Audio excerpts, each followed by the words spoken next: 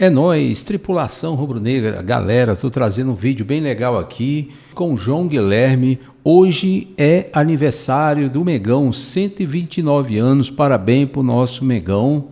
E neste vídeo você vai saber como o Flamengo se tornou esse gigante com a maior torcida e maior em tudo. Vamos ao vídeo. Olá, tudo de bom para vocês? Estamos chegando no vídeo deste dia 15 de novembro de 2024. Feriado no Brasil, proclamação da República e também um grande motivo de comemoração é o aniversário dele. Olha ele aí! Ih, olha lá! Malvadão. O Malvadão, é isso aí, 129 anos do Flamengo. Indiscutivelmente, o clube de futebol mais popular do Brasil. E o Flamengo, ele tem uma história muito interessante nesses 129 anos. O Flamengo, ele é um fenômeno realmente de popularidade. Onde você vai, você encontra um torcedor do Flamengo. Eu, uma vez, passeando em Baku, no Azerbaijão, estava lá em 2019 para fazer a final da Europa League entre Chelsea e Arsenal, eu encontrei com um senhor com uma camisa do Flamengo. Aí eu me aproximei dele e fui falar em português. Ele não falava português, ele falava inglês. E aí eu arranhei o inglês e perguntei para ele por que ele estava com a camisa do Flamengo. E ele me disse, olha, eu morei no Rio de Janeiro 4 anos, eu trabalhava numa multinacional e me acostumei a ir ao Maracanã para ver jogos de futebol. E me apaixonei pelo Flamengo. A partir daquela época, eu virei Flamengo. Então lá estava o senhor inglês com a camisa do Flamengo em Baku, no Azerbaijão. Histórias como essa mostram a dimensão do Flamengo. E cada vez mais, esse time ele está se tornando maior e incomodando os seus rivais. Quantas vezes a gente não ouve falar as seguintes teorias? Ah, o Flamengo tem uma torcida terceirizada, ou seja, quem torce para o Flamengo torce para um outro time, para justificar que o Flamengo tenha disparado a maior torcida do Brasil. Olha, outros times também têm torcedores de outras equipes, inclusive grandes times brasileiros, os grandes de São Paulo, os grandes do Rio, que têm torcida espalhada aí pelo Brasil, né? Mas só destacam isso no lado do Flamengo. Outra coisa, o Flamengo é um time favorecido, porque ele tem mais espaço na mídia, porque as arbitragens favorecem o Flamengo, é o time da Globo, é o time da CBF. São teorias que a gente ouve diariamente, na tentativa de quê? De desmerecer a grandeza do Flamengo. O Flamengo, ele incomoda exatamente pela grandeza dele. Você chega em São Paulo, que é o estado mais rico do Brasil, economia pujante, poderia ser um país independente que estaria muito bem, e que tem um futebol sólido com equipes históricas. E aí você chega em São Paulo e você vê a presença do Flamengo. Você já desembarcou na rodoviária do Tietê? Ali você encontra uma loja que vende produtos do Flamengo e bem grande. Você já embarcou no aeroporto de Guarulhos? Ali você tem 2 lojas que vendem produtos do Flamengo e com destaque. É uma circulação muito grande de pessoas e claro que muitos rubro-negros passam por ali. Na Avenida Paulista, num dos marcos da capital de São Paulo, você encontra loja do Flamengo em vários shoppings. O Flamengo, ele não tem limite, ele não tem fronteiras.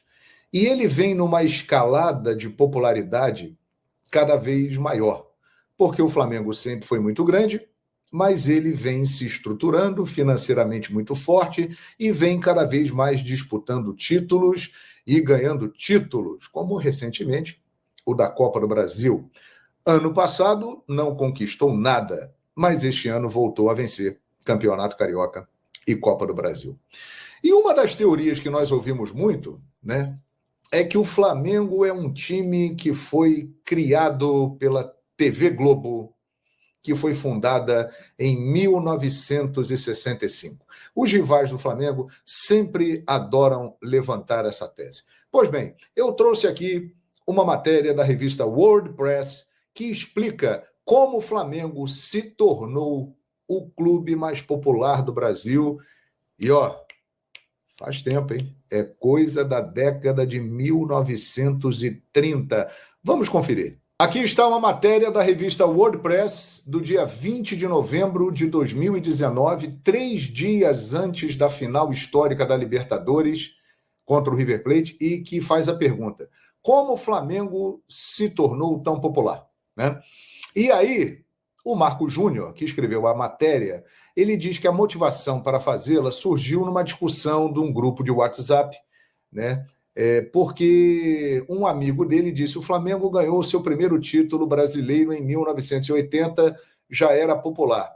Mas como ele já era o time mais popular do Brasil, se ganhou o título relevante apenas pela primeira vez nacionalmente em 1980.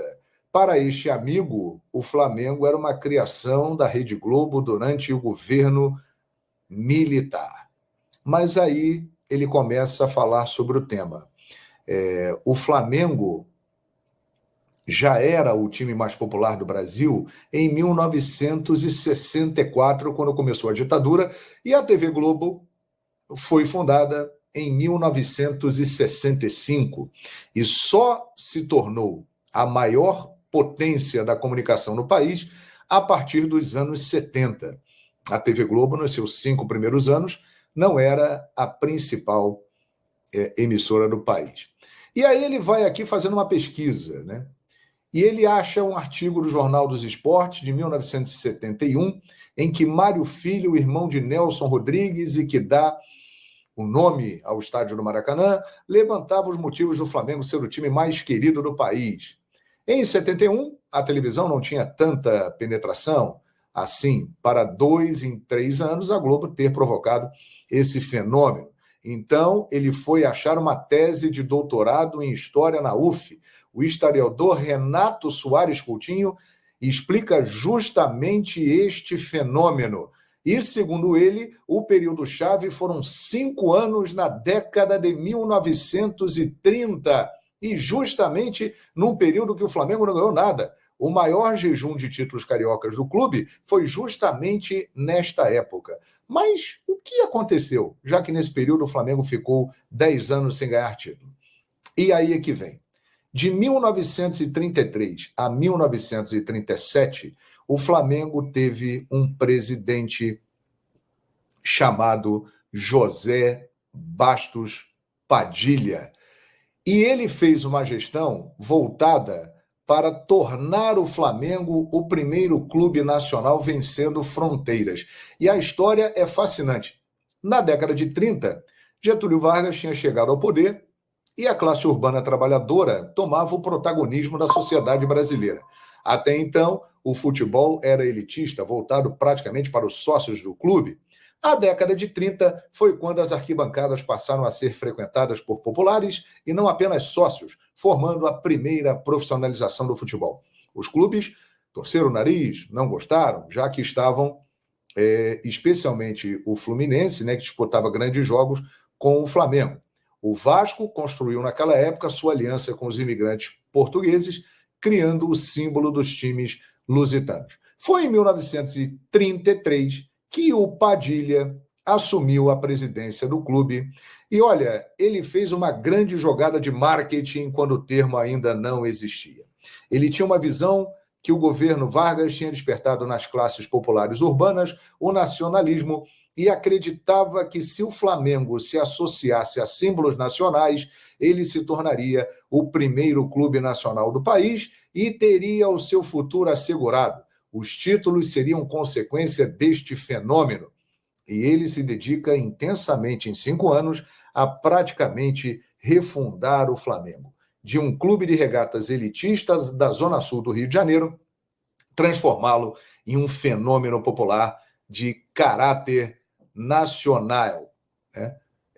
Um exemplo, nos primeiros anos do governo Vargas, ele faz várias leis que não pegaram. Uma delas era cantar o hino nacional nas competições esportivas. Os clubes se recusavam, a fazer isso. Deve-se lembrar ainda que o governo Vargas ainda não era uma ditadura nesse período. Padilha percebeu como uma oportunidade de mostrar que o Flamengo estava ligado ao Brasil e levou uma banda, olha que história sensacional, para tocar o hino nacional em cada jogo, inclusive nas Laranjeiras. Criou uma série de slogans associando Flamengo e pátria, como Flamengo é o Brasil, uma vez Flamengo, sempre, tudo pelo Brasil. Flamengo, o time da pátria. E assim por diante. Padilha apostou também na interação com a torcida, criando diversos concursos para estabelecer símbolos e slogans para o Flamengo. Em 1936, o Jornal dos Esportes já usava termos como massa e multidões para se referir ao público do Flamengo. Os clubes não gostaram e começaram, como até hoje acontece, a ridicularizar o caráter popular do clube, o que, como hoje, contribui para popularizar ainda mais o Flamengo. O Vasco foi o primeiro clube a aceitar negros como sócios, mas na década de 30, nenhum time do Brasil tinha tantos negros quanto o Flamengo, a começar pelo maior deles, Leônidas da Silva, importantíssimo também para a popularização do Flamengo. Vale dizer que até hoje nós temos aí um chocolate muito famoso, você vai e compra em qualquer estabelecimento, o Diamante Negro. Era o apelido de Leônidas da Silva, tamanha a grandeza dele. Olha, o Padilha não viu o Flamengo ser campeão na sua gestão. Ele renunciou ao cargo em 1937, pouco antes do golpe que instalou o Estado Novo no Brasil. Apesar de ser a favor do nacionalismo, não concordava com o fim das liberdades e em 1945 fez campanha contra a Dutra. Nos anos seguintes à sua renúncia, o espírito continuava o mesmo. O Flamengo se dedicava em fazer o clube popular. Para terminar, o rádio foi fundamental. Na década de 30 começaram as transmissões de jogos de futebol. Ari Barroso e Mário Filho eram escutados no interior do país, pois a transmissão para Norte, Nordeste e Centro-Oeste era do Rio de Janeiro, então capital. O que esses brasileiros escutavam? Um clube fazendo questão de criar cada vez mais símbolos de cunho nacionalista. O tricampeonato carioca de 42, 43 e 44 veio sedimentar e impulsionar esta associação. Ou seja, a base do Flamengo popular surgiu na década de 1930 por causa da visão de José Bastos Padilha, que dá nome ao Estádio da Gávea. Aí, Ari Barroso e as suas transmissões de rádio ao lado de Mário Filho, ele era um apaixonado rubro-negro, autor de Aquarela do Brasil. Isso tudo foi fazendo com que a torcida do Flamengo se espalhasse pelo Brasil inteiro, principalmente pelo Norte, pelo Nordeste e pelo Centro-Oeste. A primeira pesquisa, que foi da revista Placar, em 1980, da Era Moderna, já colocava o Flamengo como o primeiro colocado em popularidade no Brasil, seguido pelo Corinthians e, em terceiro, o Vasco da Gama. E o Jornal dos Esportes, nos anos 1930, promoveu um concurso, era muito influente o Cor-de-Rosa naquela época, para que os torcedores elegessem o clube mais popular, e o Flamengo foi escolhido o mais querido do Brasil, e daí vem o apelido. Obviamente que a partir da geração Zico, tudo aquilo que foi construído por José Bastos Padilha, por Leônidas da Silva, por Zizinho, por Dida e por grandes nomes que fizeram história, Quando Zico apareceu com a sua geração no Flamengo, o Flamengo já era o time mais popular. A partir daí, explodiu. E realmente, com os feitos da geração comandada pelo Galinho de Quintino, o Flamengo aumentou ainda mais a sua torcida, que foi passando de geração para geração. Aí chegou 2019, outro marco. Arrascaeta, Gabigol, Bruno Henrique, Jorge Jesus, um time que encantou, que marcou e fez com que a torcida do Flamengo, que já era a maioria entre as crianças e adolescentes, se estabelecesse ainda mais e ampliasse ainda mais. As recentes pesquisas mostram que a torcida do Flamengo está crescendo e aumentando a distância para o segundo colocado. Ou seja, existem teorias que são lançadas, mas a prova é que o Flamengo há muito tempo é o time mais popular do Brasil e caminha agora para uma nova etapa nos próximos anos. Construir o seu estádio, ter a sua casa própria, a tendência é que continue disputando títulos e o céu é o limite. Não sabemos o tamanho que a torcida do Flamengo vai ter, porque provavelmente ela vai crescer muito. Parabéns ao gigante, colossal Flamengo. 129 anos de uma história de alegrias, de tristezas, mas de muito orgulho e popularidade. É isso aí, galera. Se você gostou desse conteúdo, deixe seu like, se inscreva e comente. Valeu, até o próximo.